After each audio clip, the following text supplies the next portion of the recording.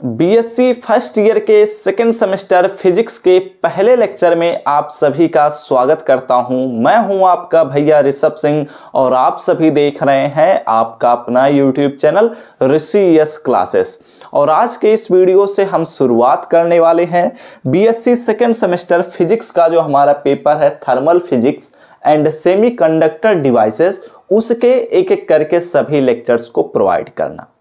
हमारा जो पहला पार्ट आता है इस पेपर का उसका नाम है थर्मल फिजिक्स और इसी के अंतर्गत हमारा जो पहला यूनिट है उसी के ही कुछ टॉपिक्स को लेंगे और बात करेंगे, उन्हें चीज़ों को समझेंगे। ठीक है, तो एक एक करके सभी चीज़ों को समझते हुए चलिएगा। एक बात का ख्याल रखिएगा, हम अपने इस चैनल ऋषि यस क्लासेस पर आप सभी को मैथमेटिक्स और केमिस्ट्री के लेक्चर्स को प्रोवाइड कर रहे हैं। केमिस्ट्री का लेक्चर पिछले ईयर ही प्रोवाइड कर दिया गया था, मैथमेटिक्स का लेक्चर इस ईयर प्रोवाइड किया जा रहा है और साथ ही साथ अब हम फिजिक्स के भी लेक्चर्स प्रोवाइड करना स्टार्ट किए हैं। ठीक है, तो अगर आप लोग इन लेक्चर्स के नोटिफिकेशन पाना चाहेंगे तो जरूर सब्सक्राइब करने के साथ बेल आइकन को ऑल पर सेलेक्ट कर लीजिएगा, अदरवाइज आपके पास नोटिफिकेशन नहीं पहुंचेगा। ठीक है, और सभी लेक्चर्स को प्लेलिस्ट सेक्शन में जाकर चेकआउट कर सकते हैं। बात करते हैं हम सबसे पहले कि थर्मल फिजिक्स क्या है। हमारा जो पेपर है इसे हम क्यों पढ़ते हैं इसके बारे में हम पहले समझ लेते हैं। तो थर्मल फिजिक्स जो होता है, थर्मल जो हमारे पास वर्ड है ये एक्चुअली उष्मा के बारे में बता रहा है, हीट के बारे में बता रहा है। थर्मल जो वर्ड है, थर्मल मतलब होता है एनर्जी, हीट, और जो फिजिक्स होता है वह भौतिक विज्ञान ही होता है।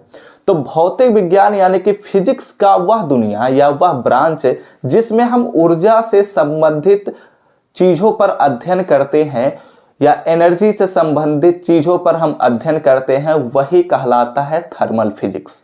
ठीक है, तो थर्मल फिजिक्स क्या है? थर्मल फिजिक्स फिजिक्स की वह दुनिया है या वह ब्रांच है ऐसे कहें जिसमें हम हीट से संबंधित टॉपिक्स पर अध्ययन करते हैं, उन्हीं को ही हम कहते हैं थर्मल फिजिक्स। ठीक है, इसके अंतर्गत 3 टॉपिक्स आते हैं जो थर्मल फिजिक्स होता है। अभी इंट्रोडक्शन क्लास है तो थोड़ा ध्यान दीजिएगा।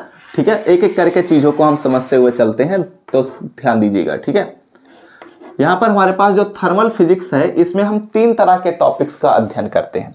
सबसे पहला टॉपिक हमारे पास आता है थर्मोडायनेमिक्स। थर्मोडायनेमिक्स, ठीक है, और जो हमारे पास दूसरा टॉपिक आता है उसका नाम है स्टैटिकल मैकेनिक्स। ठीक है, स्टैटिकल मैकेनिक्स।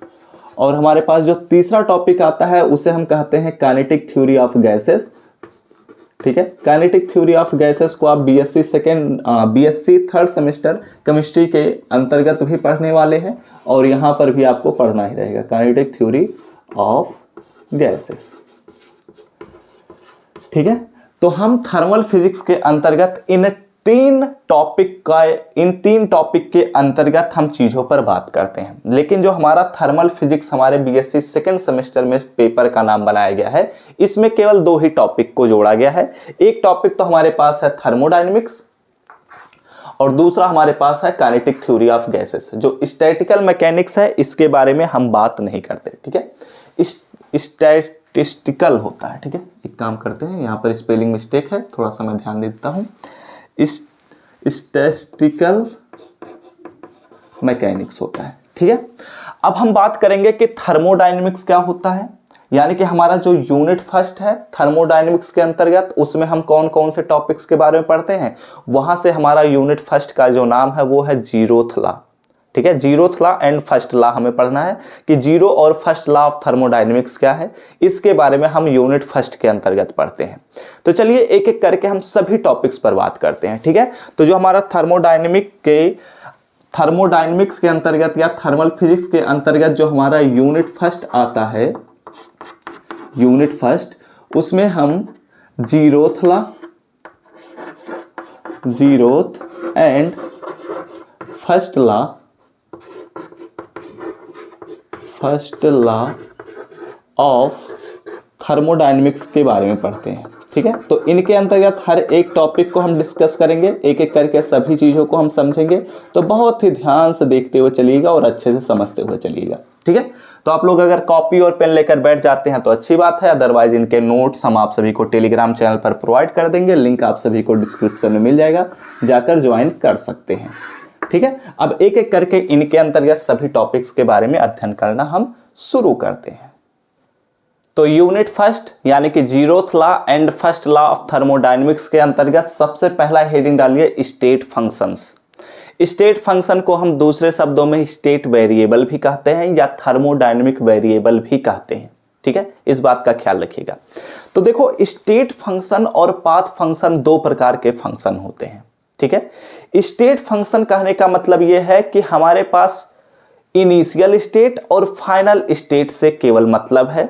हम इनिशियल स्टेट से फाइनल स्टेट पर हम किस प्रकार पहुंच रहे हैं इससे हमें मतलब नहीं है, हमें केवल इनिशियल स्टेट और फाइनल स्टेट से मतलब है। कौन सा हम पाथ ले रहे हैं इससे हमें फर्क नहीं पड़ता। तो इस प्रकार के वेरिएबल्स को ही, इस प्रकार के फंक्शंस को ही हम कहते हैं स्टेट फंक्शंस। और जो पाथ फंक्शन होता है उसमें क्या होता है, इनिशियल स्टेट से हम फाइनल स्टेट पर किस प्रकार पहुंच रहे हैं, कौन सा हम पाथ ले रहे हैं, कौन सा हम रास्ता ले रहे हैं, इससे फर्क पड़ता है। तो इसलिए उसे हम पाथ फंक्शन कहते हैं। खैर, आप सभी के सिलेबस में पाथ फंक्शन नहीं है तो हमें स्टेट फंक्शन पर ही बात करना है। बस थोड़ा सा नॉर्मल लेवल पर समझने की कोशिश करते हैं। जैसे मान लेते हैं कि ये आपका घर है, यहाँ पर कहीं आपका घर है। ठीक है, वैसे इतना छोटा तो घर नहीं होगा आपका, लेकिन मान लेते हैं कि यहाँ पर आपका घर है। ठीक है, और कुछ दूरी पर, आपके घर से जितना भी दूरी पर आपका स्कूल है या कॉलेज है। ठीक है, हमने मान लिया कि ये हमारे पास आपका कॉलेज है, ये आपका घर है। ठीक है, बस समझने के लिए मैं बता रहा हूँ, तो थोड़ा ध्यान दीजिएगा, बस आपको समझने की जरूरत है। ठीक है, तो देखो यहाँ पर हमारे पास आपका घर है, यहाँ पर आपका कॉलेज है। तो देखो, आपके घर से कॉलेज के जाने के लिए तीन रास्ते हैं। मान लेते हैं ये पहला रास्ता हो गया जिसे हम नाम दे देते हैं ए, ये एक दूसरा रास्ता हो गया जिसे हम नाम दे देते हैं बी, और एक तीसरा रास्ता है जो कि कुछ इस प्रकार से होते हुए जा रहा है, तो ये नाम दे देते हैं मैंने सी। ठीक है, तो आप घर से कॉलेज पहुंच रहे हैं, तो हमारे पास जो स्टेट फंक्शन होता है उसमें घर और कॉलेज पर पहुंचना ही, घर से कॉलेज पर पहुंचना ही मैटर करता है। आप चाहे ए रास्ते से जाएं, चाहे बी रास्ते से जाएं, चाहे सी रास्ते से जाएं, इससे हमें फर्क नहीं पड़ता। आप बस अपने कॉलेज पर टाइम से पहुंच जाएं, यही तो टीचर चाहता है। ठीक है, आप अपने घर से अपने कॉलेज पर टाइम से पहुंच जाए, यही तो टीचर चाहता है, और वही उससे मतलब रखता है। इससे मतलब नहीं रखता कि आप बी रास्ते से जा रहे हैं या ए रास्ते से जा रहे हैं या तो सी रास्ते से जा रहे हैं। तो ऐसे फंक्शन को, ऐसे वेरिएबल्स को ही हम कहते हैं स्टेट फंक्शंस। जैसे कि अगर हम केमिस्ट्री की भाषा में बात करें तो हम लोग जानते हैं कि हमारे पास जो बॉर्न हैवर्ट साइकिल, जो आप लोगों ने फर्स्ट सेमेस्टर के अंतर्गत पढ़ा था केमिस्ट्री में, तो बॉर्न हैवर्ट साइकिल को आप लोगों ने देखा था कि NaCl का फॉर्मेशन दो तरीके से मैंने दिखाया था, दो प्रकार के स्टेप से या दो प्रकार के प्रोसेस से। ठीक है, तो दोनों प्रकार के प्रोसेस से हम एक ही पोजीशन पर पहुंच रहे थे, NaCl के फॉर्मेशन पर। Na और Cl को उठा रहे थे और इन दोनों ही स्टेप से हम NaCl पर पहुंच रहे थे। तो हमारा Na और Cl को लेने के बाद हमारा यह इनिशियल स्टेट है, NaCl तक पहुंचना हमारा फाइनल स्टेट है। हम किस रास्ते से जा रहे हैं इससे फर्क नहीं पड़ता। तो इस प्रकार के फंक्शन को ही हम कहते हैं स्टेट फंक्शन। तो इसलिए मैंने लिख दिया a state function is a function. जो स्टेट फंक्शन होता है वह एक फंक्शन होता है, या तो वेरिएबल होता है या तो प्रॉपर्टी होता है। ठीक है, कोई भी नाम कह सकते हैं। whose values does not depend on the path taken to the reach that specific value। इससे हमें फर्क नहीं पड़ता। whose value, जो स्टेट फंक्शन है उसका वैल्यू डज नॉट डिपेंड, वह डिपेंड नहीं करता है जो हमारा रास्ता लिया गया है हमारे पास फाइनल या स्पेसिफिक वैल्यू तक पहुंचने के लिए। ठीक है, तो इसे हम कहते हैं स्टेट फंक्शन। अगर एग्जाम्पल के तौर पर हम बात करते हैं तो यहाँ पर कुछ एग्जाम्पल, अच्छे एग्जाम्पल्स हैं, ध्यान दीजिएगा। एक एग्जाम्पल हमारे पास आ जाता है जैसे कि वैल्यूम ले लीजिए। ठीक है, हमारे पास वैल्यूम भी एक स्टेट फंक्शन होता है। ठीक है, जो हमारे पास टेम्परेचर होता है वह भी एक स्टेट फंक्शन होता है। जो हमारे पास प्रेशर होता है, ठीक है, प्रेशर, वह भी क्या है, एक स्टेट फंक्शन ही है। डेंसिटी भी हमारे पास एक स्टेट फंक्शन है। हम डेंसिटी को एक रास्ते से ले जाएं या दूसरे रास्ते से ले जाएं हमें फर्क नहीं पड़ता, हमें डेंसिटी इनिशियल और फाइनल से ही फर्क पड़ता है। ठीक है, अब यहां पर देखो हमारे पास आता है, इसे हटा देते हैं, इन चीज़ों की कोई ज़रूरत नहीं है। अगर आप लोग इसे बनाते भी हैं तो हमें इन चीज़ों की ज़रूरत नहीं पड़ेगी। ठीक है, अब देखो डेंसिटी हो गया हमारे पास, इंटरनल एनर्जी हो गया, ठीक है, एंथैल्पी हो गया, इंटरनल एनर्जी जो है यह भी हमारे पास स्टेट फंक्शन है। एंथैल्पी जो है वह भी हमारे पास एक स्टेट फंक्शन ही है। ठीक है, तो ये सभी स्टेट फंक्शंस हैं। ईटीसी बहुत सारे स्टेट फंक्शंस होते हैं। ठीक है, तो हमने क्या समझा कि स्टेट फंक्शंस क्या होते हैं। आप लोग इसे नोट डाउन कर लीजिएगा। अब अगला हेडिंग हमें डालना है।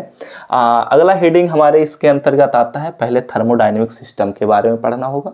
ठीक है, तो एक काम करिए, पहले इसका स्क्रीनशॉट लीजिए, कुछ स्पेलिंग मिस्टेक्स ना हो। ठीक है, वैसे अगर स्पेलिंग मिस्टेक्स हैं तो उन्हें आप लोग सही कर लीजिएगा, जल्दीबाजी थोड़ी रहती है, मतलब वीडियो को टाइम पर खत्म करना रहता है ना, तो इसलिए थोड़ा सा गड़बड़ होने के चांसेस रहते हैं। तो स्टेट फंक्शन को तो आप समझ चुके होंगे। तो अब अगला हेडिंग डालिए थर्मोडायनेमिक सिस्टम, या फिर इसी को ही हम सिस्टम के नाम से भी जानते हैं। तो यहां पर क्या लिखा गया है, डिफिनीशन पहले हम देख लेते हैं, उसके बाद इसमें एग्जांपल्स पर हम बात कर लेंगे। A definite quantity of matter bounded by some closed surface is known as system. क्या कहता है, जैसे कि सपोज कर लेते हैं कि आप बीच पर जाते हैं, वैसे गोवा वाले बीच पर नहीं, खैर वहां पर छोड़ो, वहां नहीं जाने की जरूरत है, घर की बात कर लेते हैं। ठीक है, एक तरीके से मैं समझा देता हूं। जैसे देखो यहां पर ये देखो बॉटल है ना, इस बॉटल में मैंने पानी भर लाया है। ठीक है, अब अगर ध्यान से सुनना मेरी बात को, मैं रख देता हूं फिर उसके बाद बताता हूं, क्योंकि पानी भरा हुआ है, थोड़ा भारी बॉटल है। ठीक है, ध्यान दीजिएगा। अगर हम एक पॉट लेते हैं या फिर किसी भी तरीके से हम किसी भी पदार्थ को उसके अंदर भर देते हैं, ठीक है, उसके अंदर भर देते हैं और उस पॉट को उससे अलग कर देते हैं या फिर वहीं पर रख देते हैं, इससे फर्क नहीं पड़ता।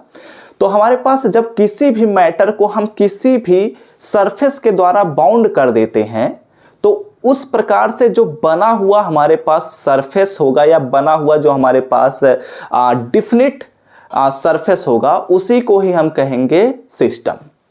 और जो बचे हुए पार्ट्स हैं उन्हें हम कहेंगे सराउंडिंग्स। कहने का क्या मतलब है, समझो इस बात को। जैसे आप ऐसा समझ लेते हैं कि जैसे हम कुछ बर्तन ले लेते हैं, ठीक है, बर्तन को हम ले गए, मिट्टी भर लिए, ठीक है, उसमें मिट्टी को भर लिए, तो हमारा जो, और उसके बाद वहीं पर छोड़ दो, ठीक है, तो पूरे तरीके से नीचे मिट्टी भरा, नीचे मिट्टी रखा हुआ और एक बर्तन में भी मिट्टी रखा हुआ है। तो अब ये जो हमारे पास बर्तन में मिट्टी रखा हुआ, यही एक्चुअली हमारा सिस्टम बन चुका है, क्योंकि हमने मैटर को यानी कि मिट्टी को हमने एक सरफेस के द्वारा, बर्तन का जो सरफेस है उसके द्वारा हमने बाउंड कर दिया है, बांध दिया है। और बचे हुए जो मिट्टी हैं उन्हें हम सराउंडिंग्स कहेंगे, और जो उसके अंदर मिट्टी रखे हुए हैं उन्हें हम क्या कहेंगे, सिस्टम। ठीक है, नॉर्मल शब्दों में ऐसे समझ सकते हैं। और इसी को ही अगर हम हाई लेवल के शब्दों में समझें, डिफिकल्ट वर्डों में, तो यहां पर बोला जा रहा है कि ए डिफिनिट क्वांटिटी ऑफ मैटर, यानी कि पदार्थ के कुछ डिफिनिट क्वांटिटी, यानी कि निश्चित द्रव्यमान ले लेते हैं, bounded by some closed surface, किसी भी सरफेस के द्वारा हम उसे बाउंड कर देते हैं। ठीक है, तो उसी को ही हम कहते हैं सिस्टम। ओके, अब जो सिस्टम होता है, सिस्टम के अलावा जितनी भी चीजें उस सिस्टम के आसपास रखी गई हैं, चाहे जो कुछ भी हो, उसी को ही हम कहेंगे सराउंडिंग्स। तो इसलिए मैंने लिख दिया the universe except to this system is called as surroundings. ठीक है, जब आप बुक में देखेंगे तो एक स्ट्रक्चर भी आप सभी के बुक में हो सकता है दिया गया हो, अदरवाइज नहीं भी दिया जाने के चांसेस होते हैं। यहाँ पर देखो मैं एक स्ट्रक्चर ड्रा कर देता हूँ ताकि आप लोग इससे रिलेट करके समझ सकें। ठीक है, यहाँ पर हम मान लेते हैं कि ये हमारे पास भरा हुआ है। ठीक है, एक चीज़ और मैं कर देता हूँ, यहीं पर एक ऐसे बना लेते हैं और यहाँ पर हमारे पास इसका स्ट्रक्चर कुछ ऐसे मैं कर दिया। ठीक है, और ये जो हमारे पास है इसको मैं ऐसे कर देता हूं।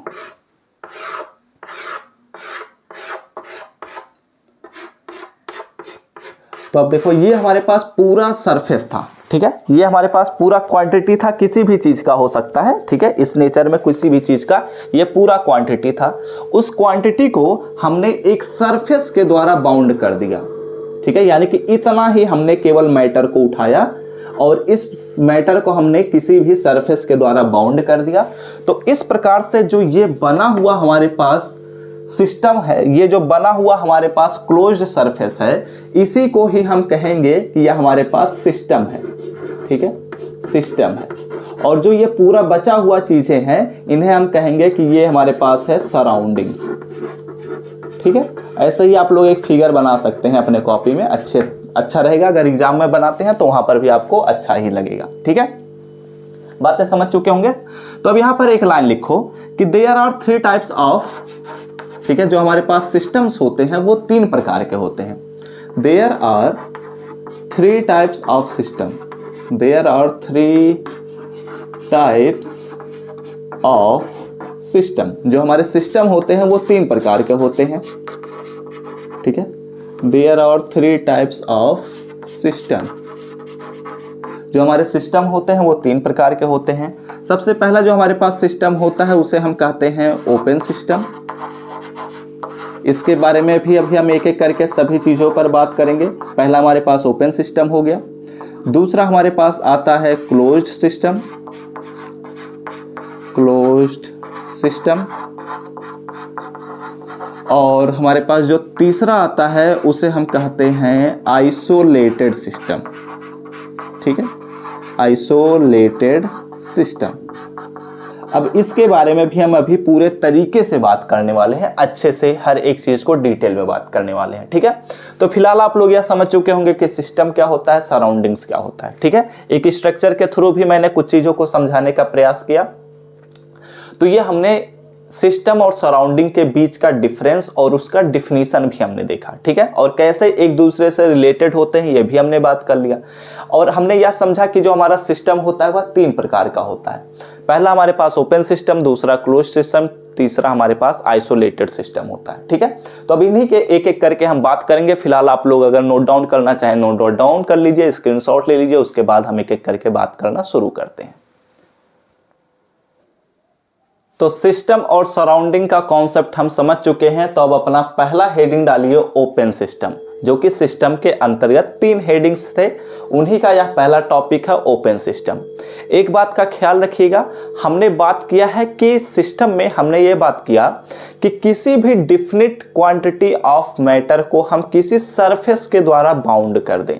तो जो सरफेस है वो एक्चुअली इमेजिनरी भी हो सकता है और रियल भी हो सकता है, दोनों पॉसिबिलिटीज हैं। जैसे कि अगर हम कहने का मतलब यह है कि जैसे अगर हम एक बर्फ का टुकड़ा लें, ठीक है, तो बर्फ का टुकड़ा जो होता है उसका जो बाउंड्री होता है वह क्या वास्तव में एग्जिस्ट करता है? नहीं करता है। हमें यह तो बात पता है ना कि बर्फ जैसे थोड़ा सा टेम्परेचर हाई पाएगा वह गल जाएगा। तो वो जो हमारे पास वहां पर जो बाउंड्री होता है वह इमेजिनरी बाउंड्री होता है। लेकिन अगर जो मैंने पॉट का एग्जांपल लेकर बताया, तो ये हमारे पास जैसे बॉटल का एग्जांपल लेकर मैंने दिखाया, तो वो हमारे पास जो होता है यह रियल बाउंड्री होता है, ठीक है, कि वह सराउंडिंग से सिस्टम को अलग कर रहा है। तो रियल और इमेजिनरी दोनों प्रकार के बाउंड्रीज हो सकते हैं, ठीक है। अब अपना पहला हेडिंग डालना है ओपन सिस्टम। तो ये ओपन सिस्टम एक्चुअली क्या है, इसके बारे में हम बात करते हैं। तो जब हम किसी भी डिफिनिट क्वांटिटी ऑफ मैटर को सराउंडिंग किसी भी बाउंडेड सरफेस द्वारा या फिर किसी भी सरफेस द्वारा हम बाउंड कर सकते हैं, तो जो सरफेस है वो हमारे पास अलग अलग प्रकार के सरफेसेस होते हैं। कहने का क्या मतलब है, हो सकता है कि एक ऐसा सरफेस हो जिसके द्वारा मैटर को और उसके एनर्जी दोनों को ही सराउंडिंग में ट्रांसफर या एक्सचेंज कर दिया जाए। जैसे जो पॉट वाला था हमारे पास एग्जांपल, उसे हम उड़ेल दें, तो जब हम उड़ेलेंगे तो हमारा मैटर गिर जाएगा, हमारा सराउंडिंग में सिस्टम हमारा मिल जाएगा, ठीक है। तो अगर और एक तरीका और है कि हम सराउंडिंग से थोड़ा सा और मिट्टी को उठाएं, उस बर्तन में डाल दें, तो हमारा सिस्टम और बड़ा हो जाएगा। यानी कि हमारे पास मैटर और एनर्जी सिस्टम और सराउंडिंग से एक्सचेंज किया जा सकता है। समझ में आ रही है ना बात। तो ये जो हमारे पास बना हुआ सिस्टम होता है, ऐसे सिस्टम को हम कहते हैं ओपन सिस्टम।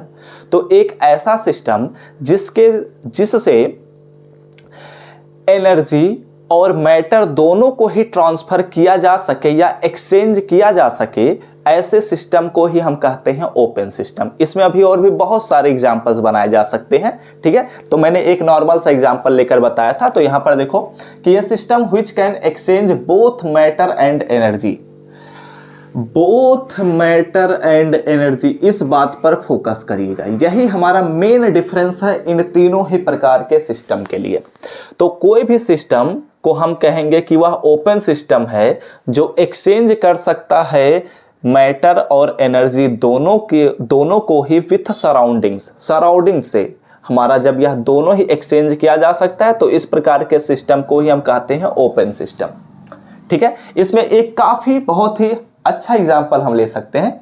जैसे एक जग हम उठाते हैं, ठीक है, जग में गए, पानी को भर लिए। अब जो पानी को हम भरे हैं तो उसका जो एनर्जी है, अगर वह सराउंडिंग के बराबर एनर्जी नहीं है तो वह धीरे धीरे करके एनर्जी को बराबर कर लेगा, यानी कि एनर्जी को एक्सचेंज कर सकता है, ठीक है। अगर हाई एनर्जी है हमारे वाटर मॉलिक्यूल का, जैसे एक टब को एक बर्तन को उठाइए, पानी भर लीजिए, उसे गर्म कर दीजिए, तो जो अब ऐसे खुला छोड़ दीजिए, तो जब खुला छोड़ेंगे तो उसकी जो एनर्जी होगी, चूंकि हाई एनर्जी हो चुकी है गर्म करने की वजह से, तो उसकी एनर्जी धीरे धीरे करके निकलने लग जाती है, आप लोग देखते ही हैं। तो वो सराउंडिंग से मिलती चली जाती है, सराउंडिंग के टेम्परेचर के वह बराबर हो जाती है धीरे धीरे करके। और जो जग में पानी भरा हुआ उसे उड़ेल भी सकते हैं, यानी कि यह ओपन सिस्टम है। तो इसलिए जग ना कहें, बर्तन ना कहें, इसे हम कहेंगे a beaker full of water. पानी से भरा हुआ एक बीकर जो होता है उसको हम ओपन सिस्टम का एक एग्जाम्पल कह सकते हैं, ठीक है। आसान सा था ना, समझ चुके होंगे। बात करते हैं कि क्लोज्ड सिस्टम क्या होता है। तो क्लोज्ड सिस्टम एक ऐसे प्रकार का सिस्टम होता है जिससे हम मैटर को बाहर नहीं निकाल सकते, केवल एनर्जी उसकी निकल सकती है, यानी कि उसकी एनर्जी अपने सराउंडिंग से एक्सचेंज कर सकती है लेकिन मैटर को एक्सचेंज नहीं कर सकती। तो ऐसे प्रकार के हम सिस्टम को कहते हैं क्लोज्ड सिस्टम, ठीक है। जैसे एक बॉटल को लीजिए, उसका ढक्कन बंद कर दीजिए, ढक्कन को बंद करने के बाद फ्रिज में रख दीजिए बॉटल को। तो जब बॉटल को हम फ्रिज में रखेंगे और बॉटल पर, तो आप देखते हैं कि धीरे धीरे करके जो वाटर होता है, उसके अंदर वाटर मॉलिक्यूल्स होते हैं, वो धीरे धीरे करके ठंडे हो जाते हैं। तो जब ठंडे होते हैं तो जब हम बॉटल को बाहर निकालते हैं तो हाथ से जब टच करते हैं तो हमें ठंडक महसूस होती है, ठीक है। तो एक्चुअली क्या हुआ है, एनर्जी का एक्सचेंज ही तो हुआ। सराउंडिंग हमारे पास फ्रिज था और हमारे पास बॉटल सिस्टम था, हमने सिस्टम और बॉटल को एक साथ रखा, हमारा बॉटल ठंडा हो गया, कोल्ड हो गया, जिसकी वजह से हमारे पास सिस्टम जो है वह ठंडा हो गया, सराउंडिंग से एक्सचेंज कर लिया अपनी एनर्जी को। उसी को ही बाहर निकाल कर रख दो फ्रिज से, तो आप लोग धीरे धीरे देखते हैं कि वहां पर जो वाटर मॉलिक्यूल्स होते हैं वो धीरे धीरे करके ठंडक के रूप में निकलते हैं, ठीक है। तो यहां से क्या बात पता चल रही है कि एनर्जी हमारा धीरे धीरे करके अब निकल रहा है, सराउंडिंग के बराबर आना चाह रहा है हमारा एनर्जी। तो ऐसे सिस्टम को ही हम क्या कहते हैं, ऐसे सिस्टम को हम कहते हैं क्लोज्ड सिस्टम, जिससे मैटर एक्सचेंज ना किया जा सके लेकिन इसकी एनर्जी सराउंडिंग से एक्सचेंज की जा सके, उसी को ही हम कहते हैं क्लोज्ड सिस्टम, ओके। तो इसलिए मैंने इसका डिफिनेशन लिख दिया कि a system which can exchange only energy, केवल एनर्जी को ही एक्सचेंज कर सके, नॉट मैटर को एक्सचेंज ना कर सके विथ सराउंडिंग से, तो इसे हम कहेंगे क्लोज्ड सिस्टम, ठीक है। इसका एक काफी अच्छा एग्जांपल होता है जो आप लोग गूगल करेंगे तो वहां पर भी देखने को मिलेगा, एन एयर टाइट कंटेनर जो होता है उससे भी एनर्जी को आदान प्रदान किया जा सकता है लेकिन उससे मैटर को आदान प्रदान नहीं किया जा सकता, ठीक है। बात करते हैं कि आइसोलेटेड होता है, ठीक है, यहां पर होता है आइसोलेटेड सिस्टम। अब बात करते हैं कि ये आइसोलेटेड सिस्टम क्या होता है, ठीक है। आई होप आप सभी को क्लियर दिख रहा होगा। आइसोलेटेड सिस्टम एक ऐसे प्रकार का सिस्टम होता है जिससे ना तो मैटर को ही हम एक्सचेंज कर सकते हैं ना तो एनर्जी को ही हम एक्सचेंज कर सकते हैं। समझो इस बात को, एक ऐसे प्रकार का सिस्टम जिससे ना तो हम एनर्जी को ना ही उसके मैटर को सराउंडिंग से एक्सचेंज कर सकें। जब एक सिस्टम बन चुका है तो उसकी ना तो एनर्जी ना तो मैटर ट्रांसफर हो या एक्सचेंज हो सराउंडिंग से, तो इस प्रकार के सिस्टम को ही हम कहते हैं आइसोलेटेड सिस्टम। आप लोग देखते होंगे एक थर्मस फ्लास्क आता है या फिर एक हम जो थर्मस आता है एक प्रकार का, जिसमें हम अगर चाय को गर्म करके रख देते हैं तो वो हमेशा के लिए ही गर्म रहता है। आप 1 घंटे बाद पीने आए तब भी गर्म रहेगा, 10 घंटे बाद पीने आए तब भी गर्म रहेगा। तो ऐसे जो फ्लास्क होते हैं ये एक्चुअली आइसोलेटेड सिस्टम के ही एग्जाम्पल होते हैं, क्योंकि वहां से जो हमारा चाय है उसके चाय के मॉलिक्यूल कम हो नहीं रहे हैं, उसकी जो एनर्जी है वो तो मेंटेन है ना, तभी तो वह गर्म रह रही है, नहीं तो वह भी तो ठंडा हो जानी चाहिए थी। तो उसका एनर्जी भी मेंटेन है, एनर्जी एक्सचेंज नहीं हो रहा है। ठीक है, तो इसलिए आइसोलेटेड सिस्टम उस प्रकार के सिस्टम को कहते हैं जो which can not exchange neither matter nor energy, जो ना तो एनर्जी को एक्सचेंज कर सकता है ना ही मैटर को एक्सचेंज कर सकता है, with surroundings are known as isolated system. यहां पर आइसोलेटेड सिस्टम है। ठीक है, आइसोलेटेड सिस्टम एग्जाम्पल के तौर पर ए थर्मस फ्लास्क, जो एक थर्मस फ्लास्क होता है उसी को ही हम कहते हैं कि वह हमारे पास आइसोलेटेड सिस्टम है। ठीक है, तो सिस्टम के बारे में आप लोग समझ चुके होंगे कि ओपन सिस्टम क्या होता है, क्लोज सिस्टम क्या होता है, आइसोलेटेड सिस्टम क्या होता है। सिस्टम कहें या बॉडी कहें, अगर हम केमिस्ट्री के रूप में बात करेंगे या फिर किसी फिजिक्स के और किसी ब्रांच में हम बात करेंगे तो सिस्टम की जगह पर हम बॉडी कहते हैं, लेकिन यहाँ पर जब हम थर्मोडायनेमिक्स के अंतर्गत इन चीज़ों का अध्ययन करते हैं तो वहाँ पर बॉडी नहीं सिस्टम कहते हैं। ठीक है, तो फिलहाल इसका स्क्रीनशॉट लीजिए, उसके बाद चलिए हम अगले टॉपिक्स की तरफ बढ़ते हैं।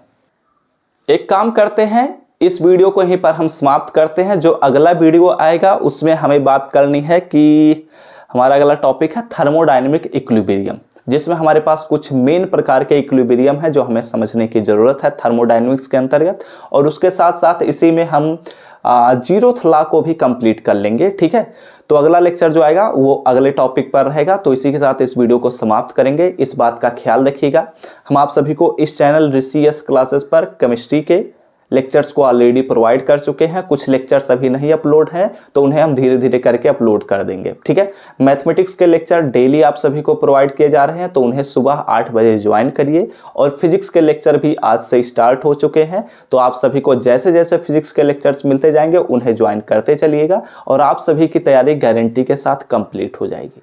ठीक है, तो इसी के साथ इस वीडियो को समाप्त करते हैं। आई होप आप सभी को यह वीडियो अच्छा लगा हो। अगर अच्छा लगा हो तो लाइक कर दीजिएगा, और इनके नोट्स प्राप्त करने हैं तो आप हमारे टेलीग्राम चैनल से ज्वाइन कर लीजिएगा, लिंक आप सभी को हम डिस्क्रिप्शन में प्रोवाइड कर देंगे।